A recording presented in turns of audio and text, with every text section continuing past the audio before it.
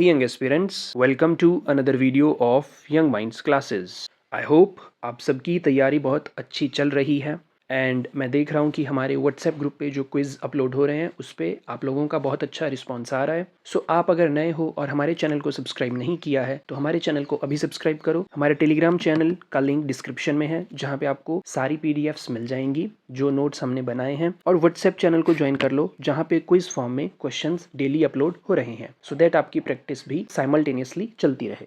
और आज का हमारा टॉपिक है पद परिचय। पद परिचय क्या होता है? एक स्वतंत्र शब्द जब वाक्य में प्रयुक्त होता है तब वह पद कहलाता है। जैसे हमारे पास कोई सेंटेंस या कोई लाइन लिखी है, वो इंडिविजुअल वर्ड्स वो एक अलग अलग शब्द से मिलकर बना है, उन्हीं शब्द को हम पद कहते हैं। और उन शब्दों का परिचय करवाना कि वो संज्ञा है, सर्वनाम है, विशेषण है या कुछ और है, वो उनका परिचय हो गया। परिभाषा की बात करें, पद वाक्य में प्रयुक्त प्रत्येक सार्थक शब्द पद कहलाता है। हर एक वाक्य में हर एक शब्द जो सार्थक है, जिसका कुछ मीनिंग होता है, वह शब्द पद कहलाएगा।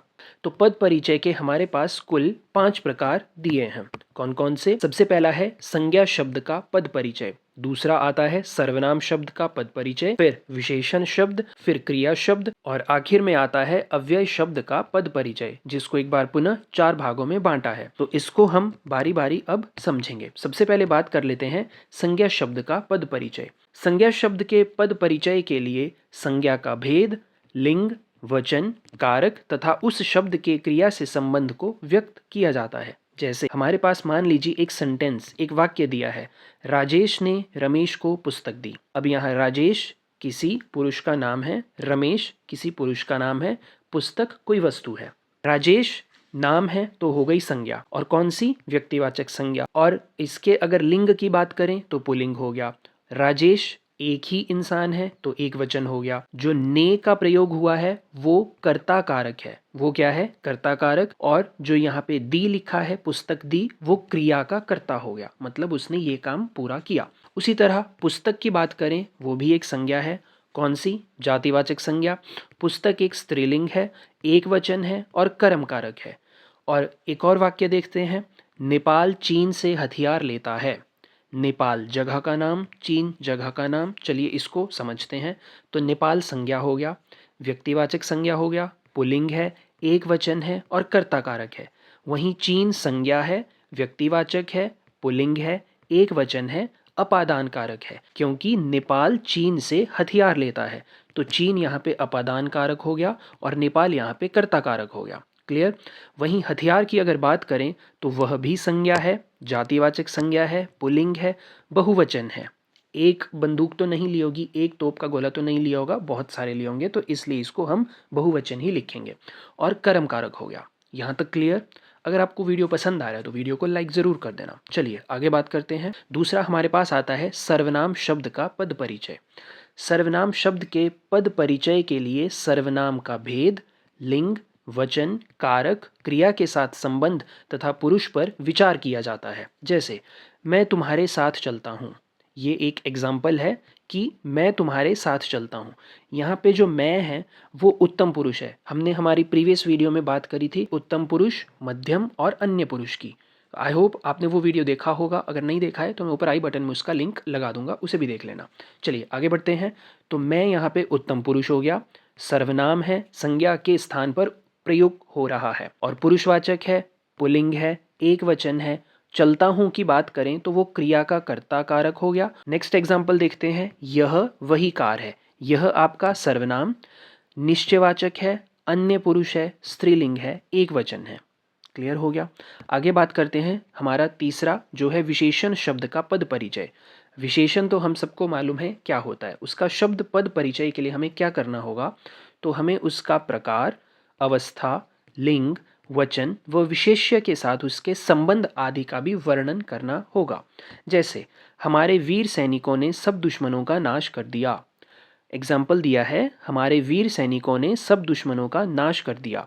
तो यहाँ वीर विशेषण है, गुणवाचक है, मूलावस्था है, पुल्लिंग है, बहुवचन है। और सैनिकों की बात करें तो वो विशेष्य का गुण व्यक्त करता है।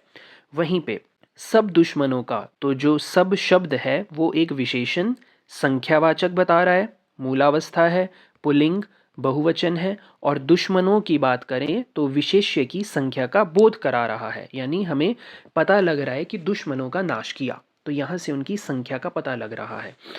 बात समझ में आ गई। एक और एग्जाम्पल देखते हैं। यह सपेरा बहुत चतुर है। यह क्या हुआ? विशेषण, सार्वनामिक विशेषण है, पुल्लिंग है, एक वचन है। सपेरा क्या हुआ? संज्ञा की विशेषता बता रहा है। यह जो इंसान, उसको बताया जा रहा है कि वह सपेरा है, तो वो संज्ञा की विशेषता बता रहा है। चतुर की बात करें, वो विशेषण हो गया, गुणवाचक है, पुल्लिंग है, एक वचन है, और सपेरा विशेष्य का विशेषण हो गया। क्लियर हो गई बात। चौथा, आगे बात करते हैं क्रिया शब्द का पद परिचय। क्रिया शब्द के पद परिचय में क्रिया का प्रकार, लिंग, वचन, वाच्य, काल तथा वाक्य में प्रयुक्त अन्य शब्दों के साथ संबंध को बताया जाता है। जैसे राम ने रावण को मारा, तो मारा यहाँ पे क्या हुई? क्रिया, सकर्मक क्रिया है, हमने ये भी क्लियर कर रखा है क्या सकर्मक क्रिया है क्या अकर्मक क्रिया है। इसका भी मैं आई बटन में ऊपर लिंक लगा दूंगा। और मारा सकर्मक क्रिया के साथ पुल्लिंग, एक वचन, कर्तृवाच्य और भूतकाल हुआ, क्योंकि ये पास्ट में बात चली गई, उन्होंने मार दिया है, ठीक है। और मारा क्रिया का कर्ता और राम तथा करम रावण है। यहाँ पे बात समझ में आ गई। मारा क्या हुआ? क्रिया का कर्ता है, राम तथा करम रावण हो गया। ओके। सवेरे मैं उठा, अब मैं सुबह उठा, इसमें उठा क्या है? क्रिया है। कौन सी? अकर्मक क्रिया, पुल्लिंग है, एक वचन है, कर्तृवाच्य है और भूतकाल है, क्योंकि उठ तो चुके हैं, ठीक है। और उठा क्रिया का कर्ता मैं है। ओके। पांचवें की बात करते हैं, अव्यय शब्द का पद परिचय। अव्यय शब्द क्योंकि लिंग, वचन, कारक आदि से प्रभावित नहीं होता, हमने ये चीज़ भी क्लियर करी थी, तो इनके पद परिचय में केवल अव्यय शब्द के प्रकार, उसकी विशेषता या संबंध ही बताया जाता है। इसमें हमारे पास कुल 5 भेद, चार चार दिए हैं, तो हम बात कर लेते हैं। सबसे पहला, क्रिया विशेषण का पद परिचय, भेद तथा क्रिया की जानकारी। जैसे श्याम वहाँ गिरा था, तो वहाँ हुआ क्रिया विशेषण और स्थानवाचक।